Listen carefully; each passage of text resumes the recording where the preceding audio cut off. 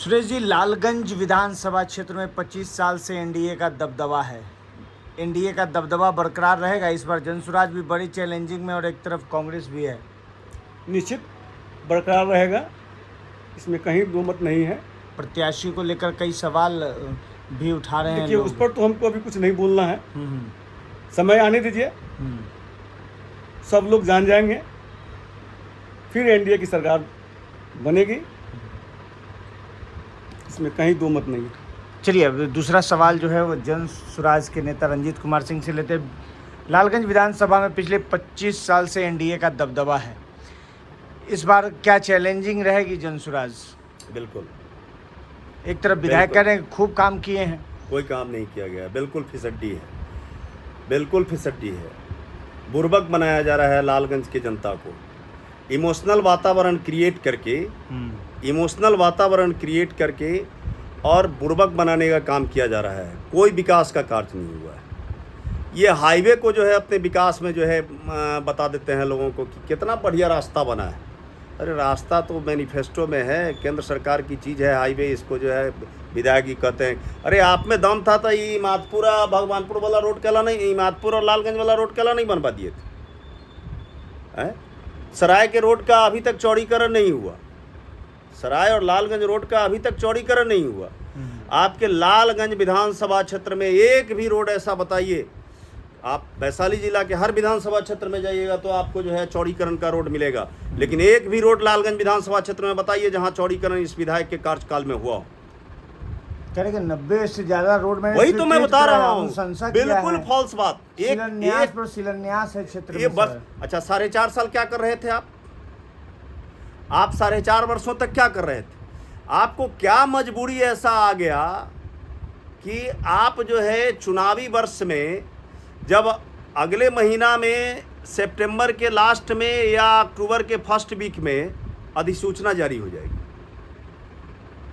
क्या अधिसूचना आनंद जी जो है लागू हो जाएगा, अधिसूचना जारी हो जाएगा, और अधिसूचना जारी होने के 2 महीना पहले आप 90 को रोड का कार्यकाल जो है कार्यक्रम जो है चालू कर रहे हैं।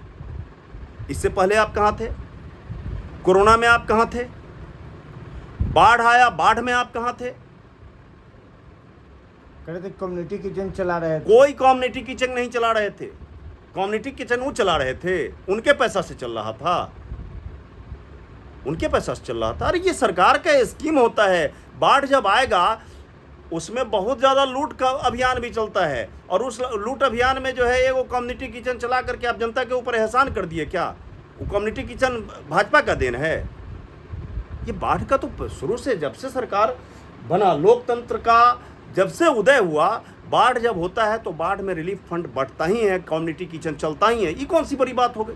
चलिए, एक सवाल अभी अक्षय शुक्ला जी से लेते हैं। कांग्रेस के नेता हैं अक्षय शुक्ला जी।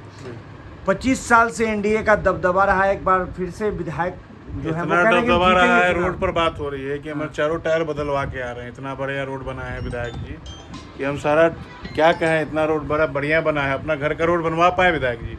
कोई वोटर नहीं है लालगंज के, अभी भी नहीं है। 90 से ज्यादा रोड बनवा रहे हैं, शिलान्यास अनुशंसा करने में क्या है? लेटर पैड छपता ही अनुशंसा करने के लिए, रोड न बनवा दे, कागज पर चलेगा आदमी। कहाँ है उनका विधानसभा का कार्यालय? विधायक है, विधायक का कार्यालय भगवानपुर में ना लालगंज में, बता दीजिए। कार्यालय खोलने वाला था, कोई कार्यालय नहीं है यहाँ। कोई है कार्यालय तो बता दीजिए। हम लोग जाके अस्पताल खोले, श्रृंगी ऋषि का आश्रम, गुरुद्वारा। उनका मुद्दा वही है, वो भाजपा के हार्डकोर नेता है। उनका मुद्दा वही है कि श्रृंगी जी का आश्रम बनेगा, बिल्कुल बनना चाहिए। एक तो टूरिज्म का हो गया, बाकी विकास एक वही विकास होता है क्या? दूसरा जगह भी विकास होना चाहिए, रोड बनना चाहिए। आपके मेला चौक पर तमाशा होता है हर हफ्ता में एक आध 2 बार, खुद तमाशा बन जाते हैं, जनता को गाली देते हैं गेट खोल के उतर के। तो नेशनल न्यूज में हमारे विधायक जी छाए हुए हैं। लालगंज विधानसभा को फेमस करने वाले हमारे संजय कुमार सिंह जी। चैलेंजिंग मानते हैं इस बार महागठबंधन? हाँ, संजय बाबू लड़ेंगे तो फिर चैलेंज नहीं है, आराम से हारेंगे। तीसरे नंबर की लड़ाई लड़ेंगे संजय बाबू। भाजपा का फिर से तीसरे नंबर पर 1995 में यही हुआ था, 2005 में हुआ था, 2025 में भी भाजपा तीसरे नंबर पर। सवाल ले लेते हैं सुरेश जी से। बड़े विधायक को लेकर सवाल उठाया जा रहा है कि काम नहीं किया इन्होंने क्षेत्र में। 25 साल का दबदबा खत्म हो जाएगा इस विधायक के राज में? देखिए, बोलने के लिए तो लोग बहुत कुछ बोल रहे हैं, लेकिन समय आने दीजिए, समय आने दीजिए। समय आने दीजिए। आपको दिखेगा विकास कहाँ हो रहा है। चलिए जनसुराज की तरफ से एक बार फिर से रंजीत जी से सवाल ले लेते हैं कि एक तरफ लालगंज में अभी बिहार विधानसभा का चुनाव होना है, प्रत्याशी लगभग तय लग रहा है कि हाँ एक बार फिर से संजय कुमार सिंह प्रत्याशी रहेंगे। एक तरफ अन्नू शुक्ला है, पूर्व विधायिका भी रह चुकी हैं, आरजेडी से आने की संभावना है। अभी हालांकि ये कांग्रेस का सीट है, कांग्रेस से ही हम लोग बात कर लेंगे। जनसुराज को आप कहाँ देखते हैं अभी? जनसुराज का प्रत्याशी लगभग तय है। जनसुराज का प्रत्याशी लगभग तय है और हमारा जो प्रत्याशी आएगा वो निश्चित तौर पर आम जनता के लिए, आम लालगंज के वोटर के लिए बहुत ही सज्जन, बहुत ही सम्मान देने वाला, विकास के प्रति जागरूक ऐसे लोग जो है हमारे जनसुराज के उम्मीदवार होंगे। और जनसुराज जब यहाँ चुनाव लड़ने आएगी, जो उम्मीदवार होगा उसको उसके नाम पे, जनसुराज के काम पे निश्चित तौर पे वोट जो है जनता। विधायक जी का एक हम लोगों ने इंटरव्यू भी किया, उसमें बोले चुनाव के समय ऐसे दल बनते रहते, आते जाते रहते, जनसुराज कोई चैलेंज नहीं है हमारे लिए। जनसुराज उनके लिए अगर चैलेंज नहीं है, जनसुराज अगर उनके लिए चैलेंज नहीं है तो इतना बवाल क्यों मचाए हुए हैं? इतना बवाल मचाने की जरूरत क्या था? हम बोलेंगे हमारे विकास कार्य के सामने सब धुआं उड़ जाएगा। कहीं कोई बोले तो कि कहीं कोई विकास नहीं है। कौन सा विकास है? विकास का जीता जागता उदाहरण तो आपका ये रोड है। आपके बगल में आपके पॉडकास्ट ऑफिस के सामने जो है अभी ठेवनावर मेला वाली रास्ते में जो है अभी जो है ठेवनावर पानी लगा हुआ है, जबकि 4 दिन से बारिश नहीं हो रही है। 4 दिन से बारिश नहीं हो रही है, उसके बाद भी ठेवनावर पानी लगा हुआ है। यही तो विकास है। आप सराय में चले जाइए, आप सराय में चले जाइए, लगता है कि सराय का वो रोड जो है ये मैं क्यों ना कहूँ कि लालगंज के विधायक का ही वो पोखर है, स्पेशल पोखर है लालगंज के विधायक। उसमें तो हम लोग जा रहे हैं, ये स्थिति रही तो हम लोग जाएंगे और मछली जो है उसमें जीरा जो है छोड़ने का काम करेंगे, देखेंगे क्या होता है, समझे ना? अरे ऐसा घटिया वातावरण जो है बनाने की तो डपोरसन की बात हो गई कि जो है हम विकास किए। आप जाइए जाकर के पेठिया वाला रास्ता जो है देखिए, आपने विकास किया है। रास्ते से ही अगर विकास का पैमाना अगर रास्ते से ही तय किया जाएगा तो अनुमंडल बना है आपका लालगंज, कुछ नहीं हुआ। पूरे संभवतः बिहार का या वैशाली जिला का मैं कंफर्म नहीं हूं, लेकिन मैं बता दूं कि लालगंज जो नगर परिषद क्षेत्र है वो सबसे पुरानी क्षेत्र है। लालगंज नगर परिषद जो है वो सबसे पुराना नगर परिषद है। आज नगर परिषद का क्या स्थिति आप जाकर के देखिए ना। तालमेल नहीं बैठता है नगर परिषद के अध्यक्ष से, इतना करोड़ों का योजना दे दिए हैं विधायक जी। कोई क्या आप दिए होते तो जो है काम होता ना। ये तो कंचन जी बताए करते हैं लगातार कि हाँ क्या देते हैं नहीं देते हैं, क्या देते हैं नहीं देते हैं। झूठ का पिटारा है ये बीजेपी बरका झूठा पार्टी, ये झूठ का पिटारा है। खाली झूठ का पिटारा खोल करके इमोशनल बात करके और लोगों को ठगना जानती है। अब इस बार के चुनाव में जनता ठगाने वाली नहीं है और निश्चित तौर पे 50,000 वोट से चुनाव जीतेंगे। अब तो समय बताएगा और हो सकता है क्या क्रियाकलाप रहा है नहीं रहा है वो तो आपने देखा है। बगल के विधानसभा में क्या हुआ ये भी आपने देखा है, यहाँ के विधानसभा में क्या हुआ ये भी देखा है, बहुत जगह की विधानसभा में जो है आपने देखने का काम किया है। विकास का पटड़ी कितना बढ़िया उस पर जो है गाड़ी चल रहा। अब तो जितना होता है वो ट्रेन वाला बात भी जो है कहते हैं कि हम ही जो है करवाए हैं, ट्रेन वाला बात हम ही करवाए हैं। रूबी देवी वहाँ धरना पर बैठी हुई है, अभी भी धरना पर बैठी हुई है। कोई पूछने वाला नहीं है सरकार का कि क्यों धरना पर बैठे हुए हैं गुरौल स्टेशन पे। कौन सा विकास का बात करते हैं जी? किस विकास का आप बात करते हैं? रेप हो जाता है, आपका प्रशासनिक अक्षमता देखिए, रेप हो जाता है, लड़की को मार करके और उसके बाद उसको गाड़ दिया जाता है। प्रशासन पुलिस के यहाँ जो है उसकी माँ जाती है, महीना दिन दौड़ते 15-20 दिन जो है दौड़ते परेशान हो जाती है, लेकिन उसका जो है केस एडमिट नहीं हो पाता है, FIR नहीं हो पाता है। आप कहते हैं वो तो कहते हैं कि जो है पुलिस कार्रवाई कर रही है। क्या पुलिस कार्रवाई कर रही है? पुलिस अगर कार्रवाई करती तो वो महिला जो है दर का ठोकर खाती है। बोले योगी मॉडल नहीं आया है, अभी पैर में गोली लगना शुरू हुआ है, सीने तक जाएगा। कहीं गोली नहीं लग रहा है, और कौन लोग को गोली लग रहा है वो भी कहाँ से जुड़ा हुआ है ये भी आप देख रहे हैं। कहाँ से जुड़ा हुआ है, कौन लोग से जुड़ा हुआ है ये भी आप देख रहे हैं। गोली खाने वाला लोग, समझे ना। चलिए जंगल राज में जो है, जंगल राज में एक डिबेट हुआ था, मैंने कहा था और मैं आज आपके माध्यम से कहना चाहता हूं कि जंगल राज में मुख्यमंत्री के यहाँ से जो है हिस्ट्री सीटर लोगों का जो है तय होता था व्यवस्था। फर्क कितना आ गया है कि उस समय मुख्यमंत्री के यहाँ से होता था, आज विधायक और संतरी के ये सांसद के यहाँ से होता है।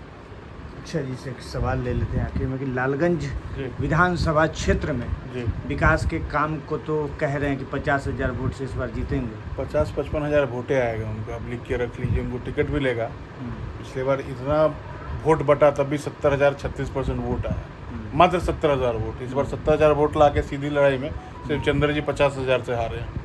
50,000 से जीतेंगे नहीं। पिछले बार उनका बेस्ट था क्योंकि लोग उनसे परिचित नहीं थे कि कौन संजय सिंह है, कहाँ के हैं। 2 नाम था, एक आदमी को निर्दलीय लड़ना पड़ा कि दूसरे आदमी संजय बाबू को इधर 1 साल पहले लोग जानने लगा। पहले तो जानते ही नहीं थे कि संजय सिंह कौन। फायर ब्रांड नेता हैं। हाँ, तो फायर ब्रांड है तो आग बुझा दिया जाएगा पनीर फटा के, इसी मेला चौक के पानी से आग बुझ जाएगा। फायर ब्रांड तो गिर नेता थोड़े हैं, गालीबाज नेता कहिए उसको। जो है हमको यह कहने में तनिको शर्म नहीं लगता है कि हमने ऐसे विधायक को चुना, हमने इतना बड़ा गलती कर दिया है पिछले चुनाव में, जो विधायक हमारा वोटर को ही जो है गाली देने का काम करता है, कहते हैं वोटर से ही बदतमीजी करने का काम करता है। नेता वोटर को भगवान मानता है और ये जनता को जो है, वोटर को जो है मां बहन करता है। बोले थे कि आरजेडी के लोग हुड़दंगी होते हैं, इसीलिए स्वाभाविक है कि वैसा बात निकल जाए। काफी के गठबंधन के हैं, तो गाड़ी से उतर के तो आरजेडी के लोग गाली नहीं दिए थे, यही दिए थे। आरजेडी के लोग हुड़दंगी होते हैं तो ये भी बहुत बड़े वही है, हुड़दंगिये हैं। ये माइक तोड़ने वाला आरजेडी का तो नेता नहीं था विधानसभा में। ये माइक इसलिए उखाड़ा गया कि टिकट कहीं मिल जाए, टिकट पर सस्पेंस है, चूँकि सर्वे रिपोर्ट तो माइनस में है इनका। इनको आप पूछे इनसे कि कितना 100 में 10 नंबर दिया, -40 नंबर है उनका। बोले 25 साल का काम एक तरफ रख लीजिए और मेरा 5 साल का काम एक तरफ रख लीजिए। हाँ, 25 साल का काम उनका एक तरफ है, तो अपने ही गठबंधन के आदमी को वो बोल रहे हैं 25 साल से आपने ही कहा कि एनडीए की राज है, तो 5 साल में मेकअप कर लिए हैं। तो यही बात है कि बोलते ज़्यादा हैं, बंतूस आदमी है, काम कुछ नहीं। तो कैसे देखते हैं कि इस बार चुनाव में उनको तो टिकट ही नहीं मिलेगा। तो कांग्रेस इस बार सीट किसके पास जाए? कांग्रेस आरजेडी कहाँ माने? देखिए, इतना बड़ा फैसला तो हम लोग नहीं कर पाएंगे। हम लोग का फोकस है अभी जो SIR आया है उस पर हम ज़्यादा फोकस कर रहे हैं। 1 तारीख के बाद सब लोग अपना अपना उम्मीदवारी का पेश करेंगे। अभी कोई उम्मीदवारी है। संजय सिंह चैलेंज है महागठबंधन के लिए। संजय सिंह वॉक ओवर है महागठबंधन के लिए, walk over, final walk over है। संजय सिंह को 50 से 55 हज़ार वोट आएगा, मैक्सिमम 60,000 वोट आएगा। उनसे देखिए ना वोट कितना कट रहा है। 70,000 तो वोट आया था। 70,000 बहुत वोट नहीं है। महागठबंधन यहाँ 70,000 से शुरुआत करें, 90,000, 1 लाख, 80,000 इतना वोट है। संजय सिंह 25-30 हज़ार वोट से यहाँ से चुनाव हार के जाएंगे। एक तरफ महागठबंधन है और एक तरफ एनडीए के फायर ब्रांड नेता है संजय सिंह। जनसुराज कहाँ रहेगी इस बीच में लालगंज में? मैं आपको बताता हूँ, अभी हमारे आपके मनोज भाई के लड़का अक्षय है, इन्होंने अपना स्टेटमेंट दिया पार्टी की तरफ से 50-60 हज़ार वोट जो है इनको आएगा संजय सिंह को। मैं अक्षय से कहना चाहता हूं कि 50-60 हज़ार वोट बोल करके आप एनडीए से चुनाव नहीं लड़ पाओगे। महागठबंधन का अगर आप नेतृत्व कर रहे हो तो कौन सा वोट ऐसा है जो 50-60 हज़ार एनडीए को आ जाएगा? 71,000 वोट, 71,000 वोट पिछले साल एनडीए के उम्मीदवार को जो है आया था। 71,000 वोट। 41,000 या 42,000 वोट जो है राकेश सिंह को आया था कांग्रेस के उम्मीदवार को। कितना? 44,000। मान लिया आपके बात को कि 44,000 आया था। उस समय जनसुराज नहीं हुआ करता था। जनसुराज भी अपनी सशक्त दावेदारी देने जा रही है। जनसुराज जो है जनसुराज के कारण एनडीए का वोटर जो था वो दरक चुका है और महागठबंधन का वोटर भी दरक चुका है। दोनों का वोट काट के जीत लीजिएगा चुनाव। बिल्कुल जीतेंगे, बिल्कुल जीतेंगे, आप देख लीजिएगा। हमारा उम्मीदवार, हमारे पार्टी का मतलब कार्यक्रम, हमारे पार्टी, हमारा सिर्फ जनसुराज ही एक ऐसा पार्टी है, दशकों बाद, मैं बता रहा हूँ आपको, दशकों बाद कोई ऐसा उम्मीदवार, ऐसा नेता पैदा लिया है जो जनता के लिए, बिहार के जनता के लिए रोजगार का बात करता है, पढ़ाई और दवाई का बात करता है, सिंचाई का बात करता है, रोजगार का बात करता है, पलायन रोकने का बात करता है, फैक्ट्री लगाने का बात करता है, श्रमिक ट्रेन चलाने का बात नहीं करता है। वो बात करता है कि बिहार में फैक्ट्री लगे और बिहार के युवा बिहार में ही काम करें, 10-12 हज़ार रुपये उनको यहीं मिले, दिल्ली और बम्बे जाकर के लात खा करके जो है नहीं मिले। शिक्षा व्यवस्था यहाँ का चौपट रहते है, उस पर भी जो है फोकस किया ही है जनसुराज ने, और जनता इस बात को समझ रही है, जनता इस बात को समझ रही है।